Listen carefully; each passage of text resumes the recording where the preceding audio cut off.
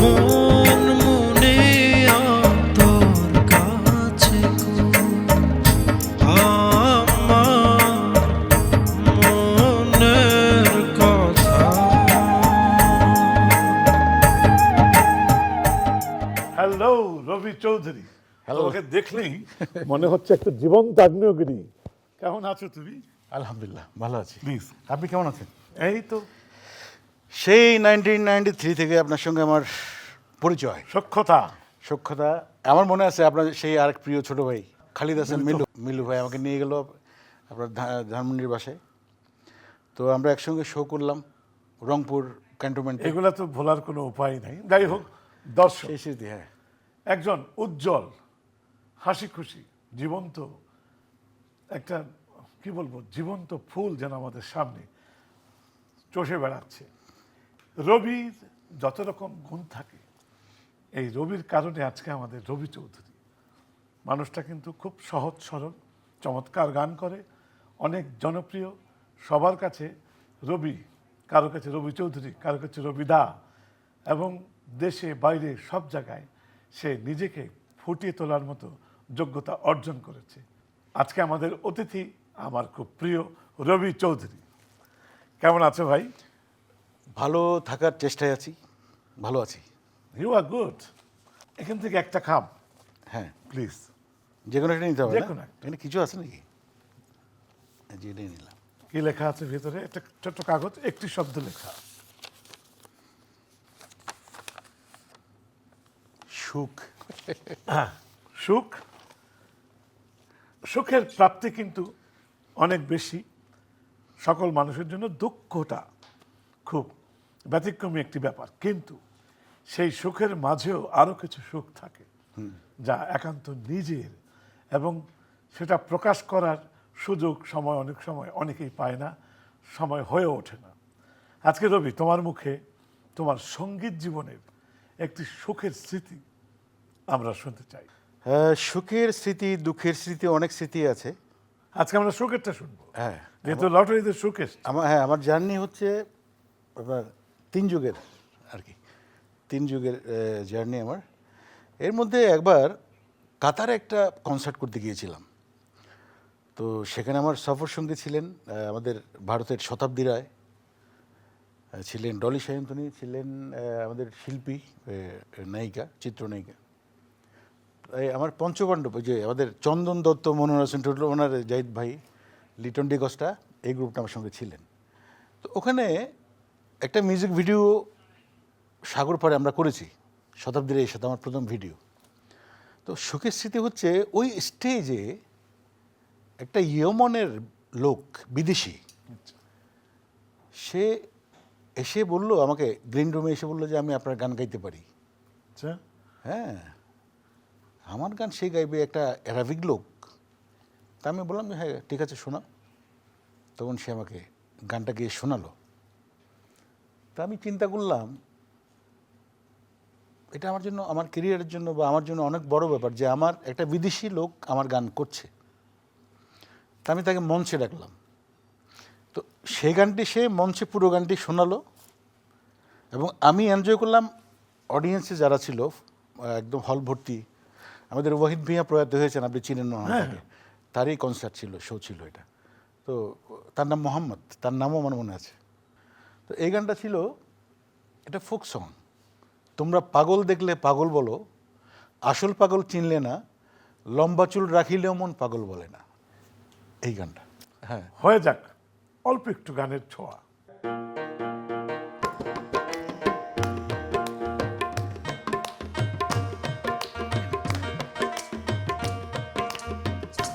তোমরা পাগল দেখলে পাগল বলো, পাগল দেখলে পাগল বলো, আসল পাগল চিনলা না, লম্বা চুল রাখিলে ও মন পাগল বলে না। লম্বা চুল রাখিলে ও মন পাগল বলে না। ওরে পাগল, ওরে পাগল, ওরে পাগল দেখলে পাগল বলো, পাগল দেখলে পাগল বলো, আসলে পাগল চিনলা না, লম্বা চুল রাখিলে ও মন পাগল বলে না, লম্বা লম্বা চুল রাখিলে ও মন পাগল বলে না। ভেরি নাইস, খুব খুব সুন্দর লাগলো। ঝটিকা একটি আমরা গান শুনলাম। এই পাগলরা আসলে এটা গাওয়ার কথা ছিল না, রেফারেন্সে চলে আসলো আর কি। আমাদের চন্দন দত্তরাই তখন বাজিয়েছিলেন এই আচ্ছা। গানটা স্টেজে, 1999-এর কথা এটা। এনিওয়ে মানুষের ভাগ্যের কিছু কিছু সুখের বিষয় চলে আসে যেগুলাকে বর্ণনাও করা মনে যায় থাকে, না। মনে থাকে। আজকে আমরা এই গানের রেশ ধরেই আলাপে চলে যাই। রবি চৌধুরীর তৈরি হওয়ার পেছনে সবারই কিছু না কিছু ঘটনা থাকে, হ্যাঁ, এবং এখানে সুখ দুঃখ মিলিয়ে কষ্ট করে একটি জায়গায় চলে আসতে হয়, সে যত বড় শিল্পী হোক না কেন। আমরা এই জীবনের গল্পেতে রবির আজকের রবি হওয়ার পিছে কিছু শুনতে চাই, এবং এটা আমাকে না স্ট্রেট ক্যামেরাতে। হ্যাঁ। প্রথমে শ্রদ্ধা জানাতেই হবে প্রথম উস্তাদ মরহুম আহমেদ কবির আজাদ, চট্টগ্রাম বেতারের। তারপর আমার উচ্চাঙ্গ সঙ্গীতে আমি তালিম নিয়েছি কক্সবাজারের সঙ্গীতায়তন, প্রয়াত উস্তাদ আবু বকর সিদ্দিকী। তারপর ঢাকায় এসে খন্দকার নুরুল আলম, এটা অবশ্য আরও পরে। স্ট্রাগল করেছি আমি, আপনার খুব কষ্ট লাগে। আমাকে হেল্প করেছেন আপনি, যাকে হেল্প করেছেন প্রয়াত খালিদ হাসান মিলু। ও আচ্ছা, আমি জানি আপনি যখন আমাদের দেশের সুপারস্টার, ওই সময় মেগাস্টার আপনি, তো আপনি নতুনদের সবসময় অ্যাপ্রিসিয়েট করতেন। এটা আমার মধ্যেও আছে, কিন্তু এই ব্যাপারটা এটা শিখেছি আপনার কাছ থেকেই। আপনি যেখানে কনসার্ট করতে যেতেন মিলু ভাই সঙ্গে যেত, এটা সত্যি? একেবারেই সত্যি। দুটো গান মিলু ভাই গাইতো। তো আমি যখন কনসার্টে যেতাম আমার সাথে আসিফ যেত, আসিফ আকবর দুটো গান গাইতো, আবার মনির খান, এগুলি সব তো আমাদের ছোট ভাই। চট্টগ্রাম যাওয়া আসা করতে করতে তখন অর্থনৈতিক অবস্থা বেশি ভালো না, অর্থকষ্টে ছিলাম। তো আমি বললাম যে মিলু ভাই আমার তো টাকা নেই। তখন মিলু ভাইয়েরও ওরকম অবস্থা ভালো না, ওই যদি খরচ করার মতো এরকম অবস্থা থাকতো সে আমার জন্য ইনভেস্ট করতো। তো বলে যে তোর তো আংটি একটা আছে এক ভরি, এটা চল বিক্রি করি। মৌচাক মার্কেটে গিয়ে বিক্রি করলাম এই আংটি। ওই সময় বিক্রি করে ডন স্টুডিওতে তখন তো শিল্পীদের আড্ডা হয়, তখন ওখানে আমাদের আরেক শিল্পী আমাদের হাসান ভাই বেঁচে আছেন, হাসান চৌধুরী। তাকে বললো রাজশাহী। হ্যাঁ হাসান, তুমি রবির কয়টা গান আছে এটা করতে হবে। তখন কী করা যায়, মান্নান মাহমুদ তখন মিউজিক ডাইরেক্টর কম্পোজিশন করেন, মান্নান মাহমুদকে বললো এটা করে দিতে হবে। তখন আমার লেখা আমার সুরে 4টা গান রেকর্ড করা হলো। এটা নিয়ে আমরা ওই পাংখার মতো ঘুরতে থাকলাম আর কি। আমাকে একদিন সারগামে নিয়ে যায়, একবার বিউটি কর্নার নিয়ে যায়, আর একবার ওখানে কয়েকটা কোম্পানিতে ঘুরতে ঘুরতে তখন স্যালেক্স আমার গানগুলো পছন্দ করলো। তখন স্যালেক্সের যুগ, মানে যেটা বের করে ওটা হিট, রংচড়া জিন্সের প্যান্ট পরা, অডিসির বাবু, সেলিম চৌধুরী। হ্যাঁ, তখন আমার অ্যালবামটা পছন্দ হলো। তো একটা শর্ত আছে যে আরও কিছু নতুন গান করতে হবে। তখন এই রিমঝিম রিমঝিম বৃষ্টি আমি কাজী ফারুক বাবুকে ডেকে আমার সুর রেকর্ড করলাম। আরও কিছু মিল্টন খন্দকার তখন ভালো লিখে, প্রেম দাও নয় বিষ দাও, অ্যালবামের শিরোনাম হলো প্রেম দাও। আমার লেখা গান ছিল বেদনার সবটুকু, আমাকে দিয়ে সুখ নিয়ে তুমি ফিরে যাও, এই জানে শহীদ জানে, শুনেছি। ওই সময় আমি কনসার্টে এই গান ধরলেই অডিয়েন্সের একটা চিৎকার পেতাম, ওরকম 90 দশের 90s আর কি মেলোডিয়াস গান। তো এই তো মিলু ভাইয়ের প্রতি আমার অনেক শ্রদ্ধা। মিলু ভাই বেসিক্যালি আমার কাজিনের বন্ধু ছিল। ওনার বাবা হয়তো চাকরি করতেন, ওই সুবাদে আমার কাজিনের সাথে তার বন্ধুত্ব। তখন আমি যখন ঢাকায় এসে বললো যে তুই মিলুর সঙ্গে অবশ্যই যোগাযোগ করবি। তো মিলু ভাই আমাকে সব জায়গায় আপনার ওখানেও নিয়ে গেছেন আমাকে, বলতো যে আমার কাজিন, আমার বন্ধুর মতো বড় হয়। পরে তো অ্যাক্সিডেন্ট ঘটলো তাকে প্রথম আমেরিকা পাঠিয়েছি কিন্তু আমি। তাই নাকি? হ্যাঁ, আমাকে ইন্ডিয়ান প্রমোটার নিয়ে গেল দেবঘোষ, এটাও 99-এ। তো 7টা না 8টা শো করলাম। বোম্বের কিছু শিল্পী ছিল, জলি মুখার্জি, ওই যে ও লাইলা মুক্কালা মুকাবেলা লাইলা, তারপরে চাঁদিনী চাঁদ, জলি মুখার্জি খুব হিট তখন। তো ওই জলি মুখার্জি, আমি মলি গাঙ্গুলি, আমরা একটা আমাদের কত কাজল আমরা মিলে একটা টিম করে গেলাম। তা আসার পরে প্রমোটার আমাকে জিজ্ঞেস করছে আর এখন কাকে নেওয়া যায়। তখন আমি মিলু ঢুকলো। তখন আমি সুযোগটা কাজে লাগালাম যে মিলু ভাই তো আমার জন্য অনেক করেছেন। হ্যাঁ, তখন আমি বললাম যে খালিদ হাসান মিলু, কনক চাপা, এই টিমটা আমি ঠিক করলাম। মিতানুর প্রয়াত হয়েছেন, এই টিমটা আমি পাঠালাম। ওদের সঙ্গে হয়তো ইন্ডিয়ান কেউ ছিলেন। আচ্ছা রবি, আমি জানি তুমি ক্লাসিক্যাল তালিম নিয়েছো। এটি সঙ্গীত শিল্পী হওয়ার জন্য ক্লাসিক্যাল খুবই জরুরি। এর ভেতরে ঢোকা, চর্চা এবং এর প্রয়োজন, এটা সম্পর্কে তুমি বিশদ আমাকে একটু শোনাও। আমি বলি, গান যদি আপনাকে গাইতে হয়, প্রথমত গড গিফটেড, যেটা আপনার একটা ভয়েস আছে, আমার একটা ভয়েস আছে, এটা এটা আল্লাহ প্রদত্ত। এটা কিন্তু সারেগামা বারেদা এগুলি করে হয় নাই। পরে যখন ওই আসমান। উপরওয়ালার, আপনি কিশোর কুমার, উনি কিন্তু উচ্চাঙ্গ সঙ্গীত শিখেননি, কিন্তু তার কাছে মান্না দেও বলছে কি আমি তো জায়গা করতে পারলাম না রে। মানে কিশোর কুমারের কাছে ওই ভয়েসটার কাছে এটা গড গিফটেড।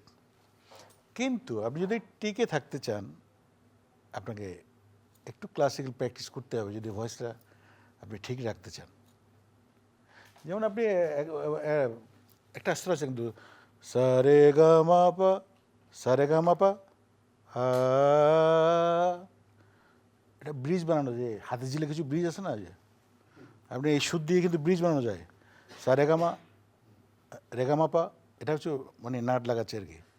সারেগামা দা নি সা, সা, ব্রিজ হয়ে গেল। দর্শকরা দেখলেন তো যে আপনাদের জন্য এটা রবির থেকে একটা টিপস। এটা সবাইকেই সব গুরুজনেরাই ওস্তাদরা দিয়ে থাকেন।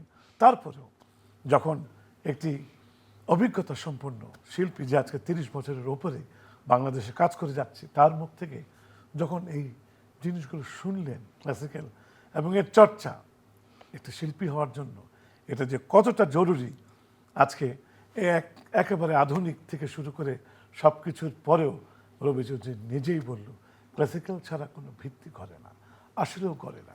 আচ্ছা, আমরা যে বিদেশে যাই, তুমি যে বিদেশে যাও, প্রবাসে এত কষ্ট করছে আমাদের বাংলাদেশিরা, কষ্ট করে রেমিটেন্স পাঠাচ্ছে, টাকা পাঠাচ্ছে, অর্থ উপার্জন করে আমরা সমৃদ্ধ হচ্ছি।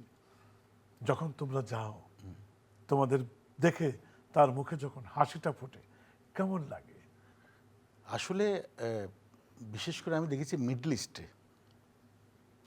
ইস্টের অডিয়েন্সটা কিন্তু একদম মানে রোড লেভেলের, তো অনেক পরিশ্রম করে তারা। এদের প্রতি আমার মানে এত শ্রদ্ধা, ভালোবাসা। আমার মনে আছে কাতারে আমি প্রায় 4 বার গিয়েছি। তো লাস্ট যখন আমি গেলাম, তা আমি এমনভাবে দেবদাস হয়ে গেলাম আমার দাড়ি মুখে। তো ওই সময় আমার সফরসঙ্গী ছিল মিলা, আপনার এসআই টুটুল, আরও কে জানি ছিলেন, আরও হ্যাঁ অনেকেই। তো আমাকে নামতে দিচ্ছিল না, সবার তো একটা টাইম থাকে। বিশ্বাস করেন, আমাকে 1 ঘন্টা গাওয়ালো ওরা, অডিয়েন্স। তো ওদের ভালোবাসা কি বলবো আর, এটার প্রতি আমার সম্মান আপনাদের প্রতি। যেমন আমার মনে আছে আমি 88-এ যখন বন্যা হলো, এরশাদ সাহেব মনে প্রেসিডেন্ট ছিলেন তখন, বন্যা দুর্গতদের সাহায্যে একটা প্রোগ্রাম হচ্ছিল জেদ্দায়। আমি তখন প্রথম দিন আমাকে সুযোগ দেওয়া হয়নি, দ্বিতীয় দিন আমি গান গিয়েছিলাম। একই অবস্থা, মানে আমি তখন আমি জনপ্রিয় না, আচ্ছা, কিন্তু আমার গায়কী প্রেজেন্টেশন দেখে অডিয়েন্স কয় না, ওয়ান মোর। এইভাবেই তো জনপ্রিয়তা অর্জন করে। রবি, আমরা আর ধৈর্য ধরতে পারছি না।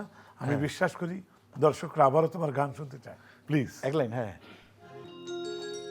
পৃথিবীকে চিনি আর তোমাকে চিনি, অন্য কিছু আমি চিনি না।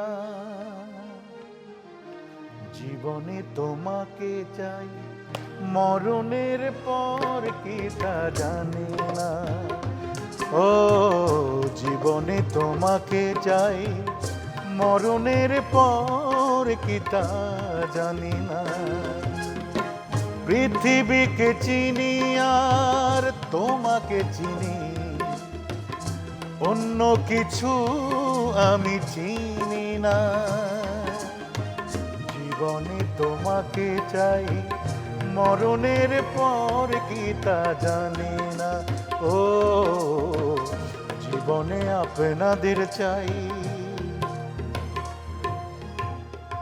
মরণের পর কি তা জানি না। এই একই কটের উপরে সিনেমাতে একটি গান গিয়েছিলাম আমি, এটা জাতীয় পুরস্কার পেয়েছে গীতিকার কবির বকুল। বলো না কেন ওই আকাশে নেমে আসে সাগরের বুকে, বলো না কেন ওই ঝরে না নদী খুঁজে কিসের সুখে, সব কথা বলে না হৃদয়, কিছু কথা বুঝে নিতে হয়। এটা আমার সঙ্গে আসিফও গিয়েছিলেন আর মুন্নি, তিনজন মিলে গিয়েছিলাম। আর আজকে যারা তোমার সঙ্গে বাজালো আমাদের শহীদ, মানে অনেক পুরনো, আমার সঙ্গে অনেক স্টেজ ও শেয়ার করেছে, তো সে ভালো গানও করে।